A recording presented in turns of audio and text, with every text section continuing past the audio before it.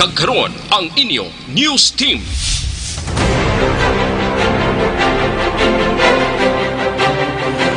Maayong gabi naman, Pilipinas. Sa mga adlaw, Sabado, pitsa 1 na sa bulansang Pebrero, tuwig 2020. Ang inyong mga tagbalita. Aksyon Eden Aboso. Ako naman aksyon na Marlon Genovea. Sa mga pangulong dinalan sa mga balita lokal, basiyo sang balang na recover sa lugar, diin ginpatay si Lopez. Tuyo ipa cross-match sa mga na-recover man nga ebidensya sa mga nahauna nga biktima nga may kaangay nga pamaagi sang pagpatay. And COVID, ako ang epekto sa industriya kag turismo sa probinsya sang Negros Occidental. Sa balita pong sudnon, na Cebu Pacific ginkanselar tanan nga biyahe padulong sa China kag pabalik sa Pilipinas bangod sa NCOV. Isa kagatos nga baboy patay bangod sa nagapadayon nga ASF. Sa Balita International, lalaki sa Oregon, USA arestado matapos nagpakuno-kuno nga isa ka pulis. Sa patag sa ganampang, Lakers pierde sa unang hampang umpisa sang mapatay si Kobe Bryant. Sa Balita Entertainment, Ia Villania kag Drew Arellano nagapaabot sang ikatatlo nga baby. Alas 6 Aksyon Radio Philippines Standard Time. Ang detalye sa mga balita lokal sa pagbalik sa Aksyon Balita Evening Edition.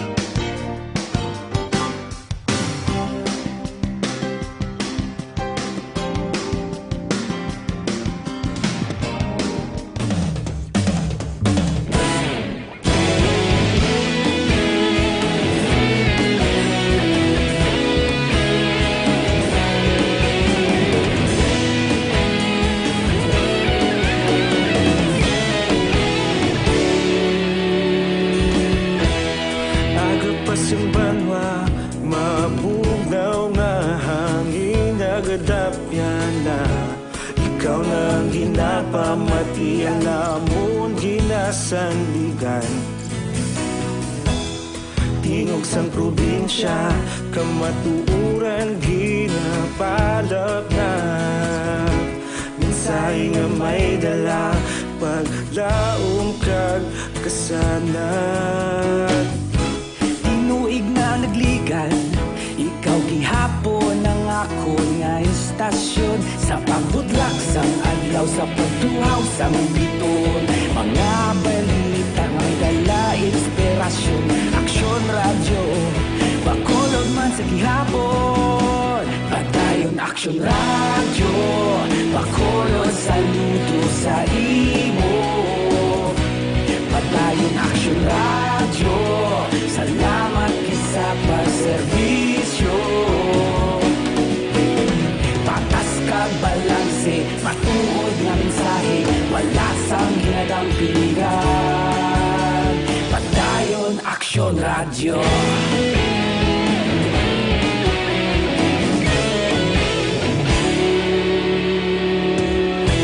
Bakolod nun kag negrosanon, inyong pamati. Pabalik sa Aksyon Balita Evening Edition, Las Chais, Jazz Aksyon Radio Philippines Standard Time. Kagkaroon sa detalye sang balita lokal. Nagpangabay sang ginatuwag nga cross-matching sa crime laboratory si Police Lieutenant Junito Pastrana, hepe sang Police Station 9 sa mga basiyo sang pusil nga ilan na recover sa pabatay kay Virgilio Lopez Jr. Luyag ni Pastrana nga cross-match ang basiyo nga ilan nakuha kay Lopez sa mga basiyo nga una na recover sa papatay kay Untal Sakar, Kagawad Romeo Canlas, Richard Tutop, kag Gianni Liso. Surok kay Pastrana, lonsay kalibre 45 ang gingamit sa papatay sa mga biktima.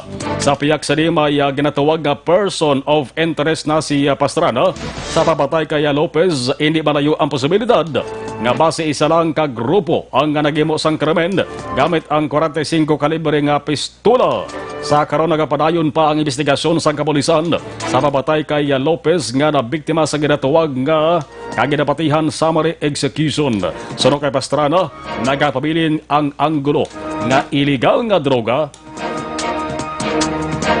ang ginkamatyan ni Lopez nga tumandok sa Barangay Ginhalaran, Siyudad San Silar. Wala naman ginpermahan ni Virgilio Lopez Sr. ang pangabay sa Police Station 9 nga ipidalom sa autopsy ang bangkay ni Virgilio Lopez Jr. Kag suno kay Police Lieutenant Juanito Pastrana, hepe sang Police Station 9, ginarespeto nila ang desisyon sang pamilya Lopez. Suno kay Pastrana, importante kung tani ang autopsy result bilang ebidensya nga kinanglanon sa pagpasaka sang kaso sa korte.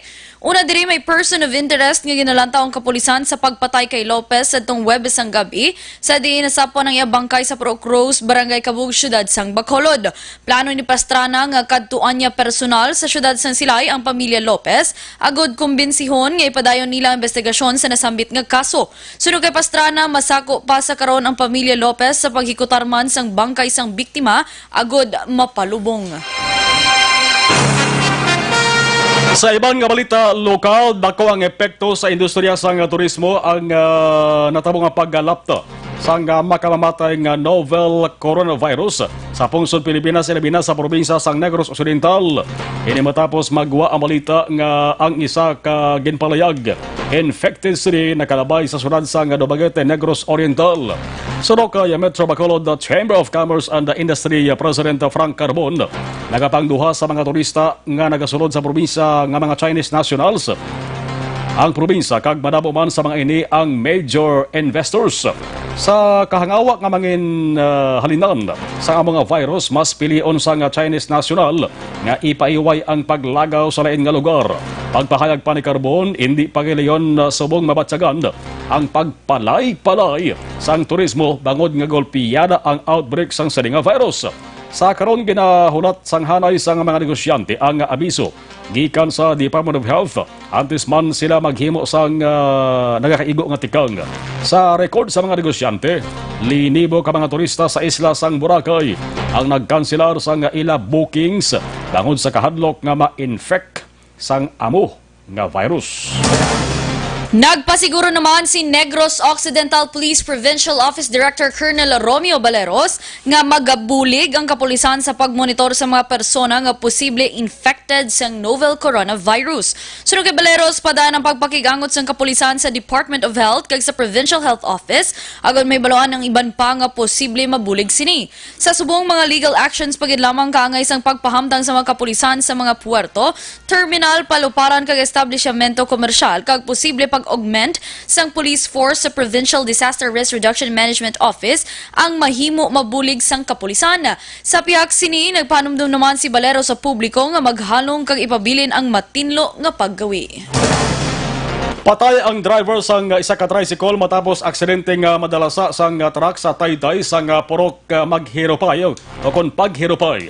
Barangay Tapi, Surad sang Kabangkalan kagabi. Ang napatay amo si Jesus Jason Castanio, 29 anyos ang sitio Kanmanog, Barangay Kamansi sa Maman nga sudad. Sunod kay Kabangkalan na City PNP Traffic Investigator on Case Police Staff Sergeant John Ray Escorsual. Doon sa gikan sa magkatuhay nga direksyon ang duwa ka mga salakyan sa nga magluntad ang aksidente. Nagapadulong sa Taytay ang tricycle apang nag-agaw sa linya sang truck rason sang pagbungguanay. Wasak ang uluhan nga bahin sa tricycle samtang nakaagom naman sa madamo nga kapilasan si Castanio. Kini nga pa nga madala sa ospital si Castanyo apang gindeklarar nga patay. Priso karon sa Kabankalanseria PNP ang driver sang truck nga si Ronald Taho. 38 anyos ang Purok Santan, Barangay Canlamay, Banwa sang Ilog. Ginahulat naman sang kapulisan ang desisyon sa pamilya kung ini ang magapasaka sang kaso. Sa katapusan nga balita lokal, 19 naman ka mga persona ang pilason matapos magbungguan ang tatlo ka mga salakyan kahapon sang aga sa Mabini Highway, Barangay Bubog, Syudad sang Talisay. Ginamaneho sang sospetsado nga ginkilala kay Edwin Pabalate, 53 anyos ang Pangidait, Barangay Mansilingan, Syudad sang Bacolod, ang isa ka Mitsubishi nga utility vehicle kung sa diin sakay ang 19 ka mga persona tanan residente sang Syudad sang Cadiz. Nabungguan ang utility vehicle sa ang patrol car sang syudad sang Talisay nga naga-parking sa kilid sang dalan kag nabungguan man ang isa pa ka pribado nga salakyan nga nahamtang sa unahan sang patrol car. Gilayo naman nga gindala sa Talisay City Health Center ang mga pilason para sa nagakaigo nga pabulong. Samtang priso naman si Pabalate sa custodial facility sang Talisay City PNP. Alas 6:16 Aksyon Radio Philippines Standard Time. Italis ang balita nasyonal matapos lamang salit.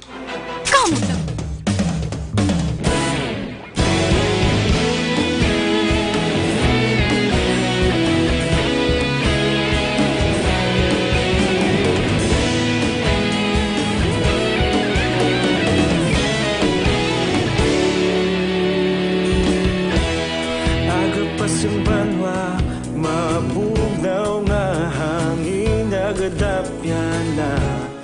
Ikaw na ang ginapamati, ang namon ginasandigan. Tingog sang probinsya, kamatuuran ginapalap na.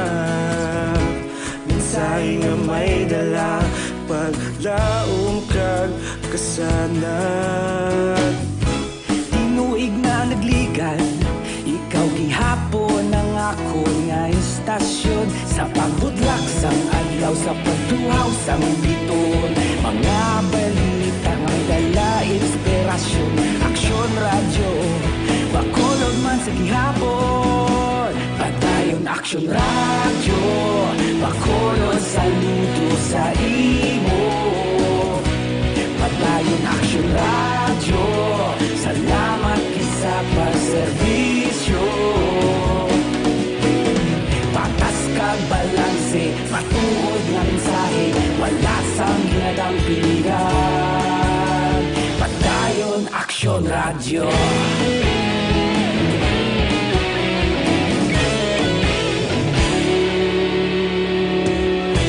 Bacolod nun kag Negrosanon, inyong nga pamatian.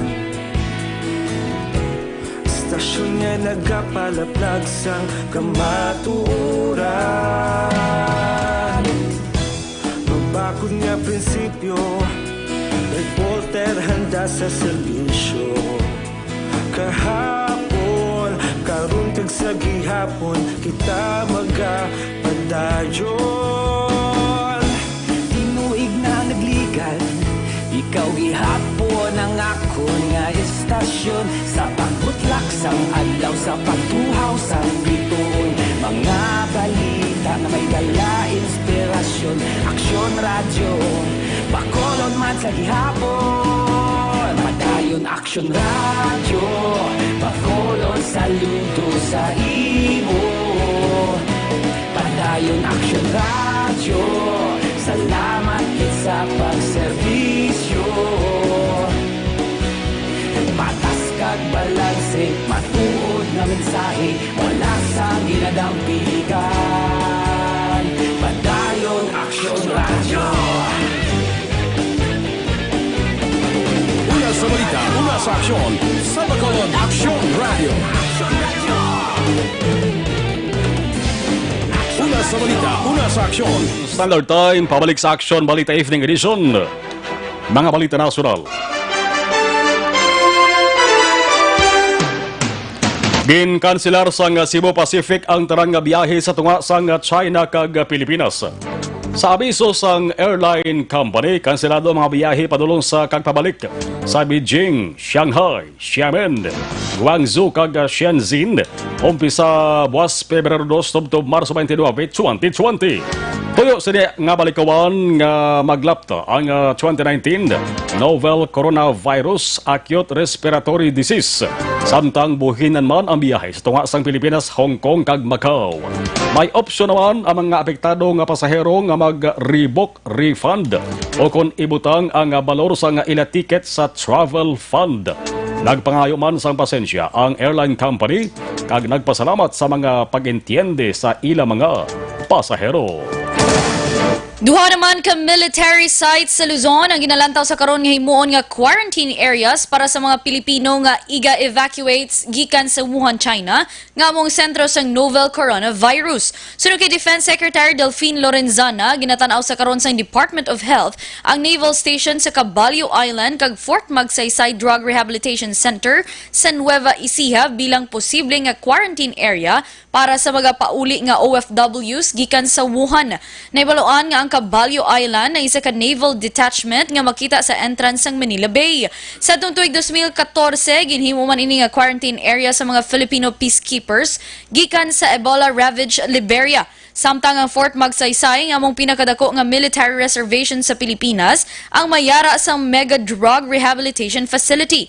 Palayag ni Lorenzana kabahin sang plano sang gobyerno nga i-evacuate ang mga Pinoy sa Wuhan paagi naman sa chartered plane. Ginpahayag sang Federation of Filipino-Chinese Chamber of Commerce and Industry Incorporated nga magabenepisyo ang mga Filipino sa 600,000 ka mga face mask nga ila igadonar kasunod sang pagajotay sang supply city bangod sa paandam sang novel coronavirus o kon 2019 nCoV. Suro sa sining grupo ang donasyon ang magahalin sa isa nila ka member organization nga amo ang Philippine Chinese Chamber of Commerce Incorporated. Una lang nga ginpahayag sa Department of Trade and Industry ang kakulang sang face mask matapos ang kumpirmasyon sa DOH sang pinakauna nga kumpirmado nga kaso sang coronavirus. Napatay naman ang masobra isa kagatos ka baboy sa Don Marcelino, Davao Occidental bangod sa nagapadayon nga African swine fever. Sa ginpagawa nga memorandum ginpahayag ni Mayor Michael Maruya nga apektado diri ang mga barangay sang Linadasan, North Lamidan, South Lamidan, Calian, Mabuhay, Lawa, Nueva Villa kag Baluntaya. Bangod diri nagpatigayon ang Department of Agriculture Region 11 kag Provincial Veterinarian Office sang sample collection kag ginrekomendar ang temporary lockdown. Kadungan sini magatala na ang PNP, mga punong barangay kag iban pa nga ahensya sang 24/7 nga animal quarantine checkpoints sa mga entry points sang nasambit nga lugar. Naglabot na sa 153 milyones pesos ang balor sang kahalitan sa pila ka mga dalanon kag taytay bangod sa paglupok sang Bulkan Taal. Sandig sa ginsumitar nga sulat ni DPWH Secretary Mark Villar, duwa ka national bridge sa Batangas ang nakitaan sang kahalitan o kung nakitaan sang kahalitan bangod sa nabatyagan nga volcanic tremor. Sa report naman sa DPWH Batangas 1st District Engineering Office, may nakitaan man sila nga guba sa Kalbangan Bridge sa bahin sang Paliko, Balayan, Batangas Road sa barangay Mataas sa Banwa, Lemery kag Lagili Bridge sa Lemery Taal Diversion Road sa barangay Lagili Taal. Bolobanta manabot sa masobra 4 milyones pesos ang kinahanglan para sa duwa ka guba nga taytay. Wala labot na rin may anong pa kaguba nga taytay nga kinahanglan man sang dako nga pundo. Nagapabilin naman nga sirado sa mga motorista ang Talisay Laurel Agoncillo Road bangod sa lockdown. Agin patuman sang LGU sang Laurel kag Agoncillo. Sa katapusan nga balita national, 3 naman ka soldado ang patay matapos nagresulta sa tiruhay kag lalisay sa ang lalisay sa 9th Field Artillery Battalion Headquarters sa Patikol, Sulu, Biyernes sang gabi. Sa pahayag ni Army spokesman Lieutenant Colonel Ramon Zagala, ang mga imbalbado mong isa ka first lieutenant, isa ka major kag isa ka corporal. Hungod nga wala pa giningadlang ang mga persona, hungod wala pa napabalo ang ila sini nga pamilya. Sunod kay Zagala bago ang shootout, ang First Lieutenant ang nagaistorya sa korporal matapos ginasakit sining isa ka duty steward sa ilang headquarters. Ining nagresulta man sa paglalisay sa tunga sang duha. Palayag ni Zagala tuyo kuntani sang major nga magtambag sa away sang duha o galing ginluthang sang corporal ang lieutenant kag ang major. Gilayo naman nagresponde ang iba nila nga makaupdanan kag ginluthang man ang corporal. Ang tatlo ka officers ang gindala pa sa Camp Bautista Station Hospital apang makaligad ang pila ka oras napatay man. Ang insidenteng padayon pa sa karon ginaimbestigahan. 26 minutos nakaliga sa tak ng alas 6 Aksyon Radio Philippines Standard Time. Balita sa luwas ng Pilipinas sa patag sa ganampang kag ang showbiz chika sa pagbalik sa Aksyon Balita Evening Edition.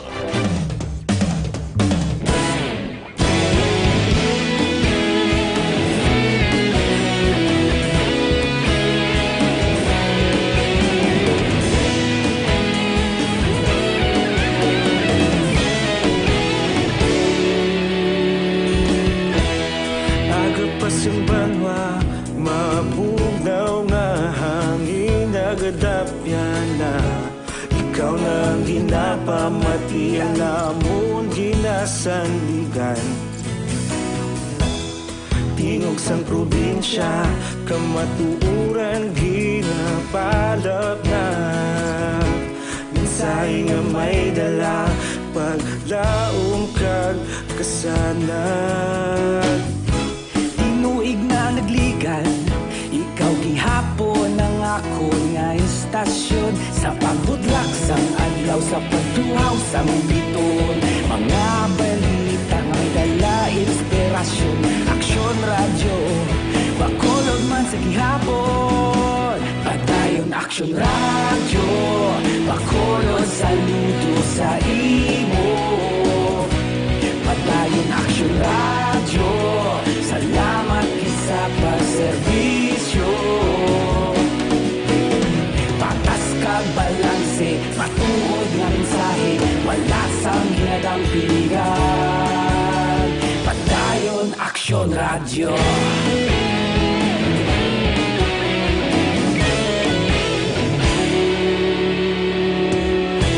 Pagkulong nun kag negosanon, inyong pamatian.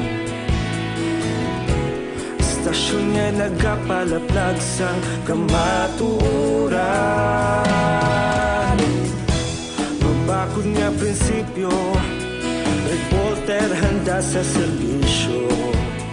Kahapon, karun kag sa gihapon, kita magapadayon. Tinuig na nagligan, ikaw gihapon ang ako nga istasyon. Sa pagbutlak sang adlaw, sa pagtuhaw sang biton. Mga balita na may dala inspirasyon. Aksyon radyo, bakolod man sa gihapon. Padayon Aksyon radyo, bakolod saludo sa imo. Padayon Aksyon radyo, salamat kit sa pagserbisyo. Patas kag balanse, matuod na mensahe, wala sang ginadampiligan. Padayon Aksyon radyo. Una sa balita, una sa aksyon, sa Bacolod Aksyon Radio. Una sa balita, una sa aksyon, sa Bacolod Aksyon Radio. Ikaulog na na'y sabisan anong ang kahintangan. Responsable ang pagbalita, pagdahin na ipalaknan. Malasig pero sigurado, aksyon na may dala pagpalanggan.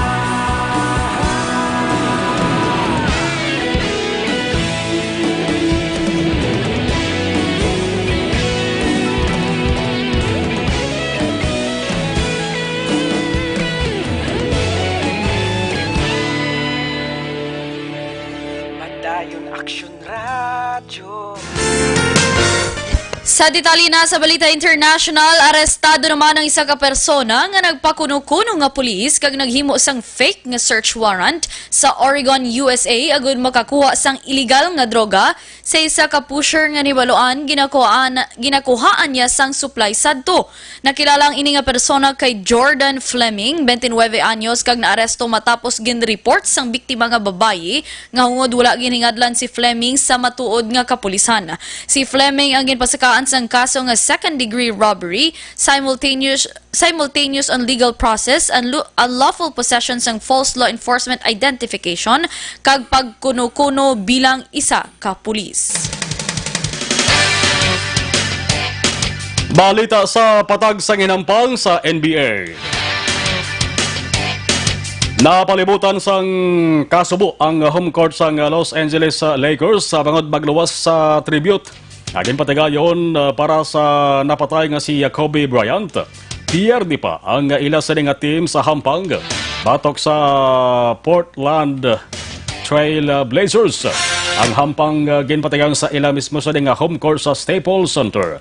Nalutos ang Lakers sa Portland sa score nga 127-119. Ang Blazers ginpangunahan ni Damian Lillard nga may 48 ka puntos. Ini ang unang pagkapierde sang Lakers umpisa sang mabatay si Bryant sa paghupa sang iya helicopter. Nagapati naman si LeBron James nga napiktuhan ang ila hampang bangod lonsay sila na nangin emosyonal bangod sa pagkabatay ni Bryant. Si James ang nakaupod ni Bryant sa duwa ka mga Olympics. Sa detalye naman sa Balita Entertainment, kadungan sang ika-6 nga wedding anniversary sing celebrities nga Sanday Iya Villania kag Drew Arellano, ila ginanunsyo nga naga-expect o kung nagapaabot sila sang baby number 3. Naibaloan nga regalo ni Villania sa iyabana nga si Drew sa tong Christmas, among pagpahibalo nga nagabusong siya kag ginpabalo lang sa publiko kahapon Enero 31. Sa detailed video nga ginupload ni Iya sa YouTube, nabutang ang mensahe ginbutang niya ang mensahe sa isa ka red envelope, kundi nabutang ang love ready for baby number 3. Lakip sa sulat ang isa ka ultrasound photo nga ginpatigayon Desyembre 14. Excited man ang himata sang duwas kag samtang naglaom naman ang iloy ni Iya nga isa ka babayi ang baby number 3. Payag sang aktres hindi niya paghibaloon ang gender sang ila bata tubtob nga ibunag niya. 33 minutos nakaligas sa tak ng alas 6 sa Aksyon Radio Philippines Standard Time. Inyo nabatian detalye sa mga balita sa Aksyon Balita Evening Edition, Pebrero 1 tuwig 2020. Gikan sa News and Information Center sa Aksyon Radio Bacolod, ang inyong mga tagbalita. Aksyon Eden Aboso. Kaupod kay Aksyon Nelmar Madera with Aksyon J.M. Kin sa Technical Control. Ako naman, Aksyon Marlon Genovea. Nagpasalamat kag nagaagda sa Aksyon Firing Line. For more news, information, and commentary, kaupod kay Aksyon Brian Morden, magkasunod na. Una sa balita, una sa Aksyon. Sa Bacolod Aksyon Radio.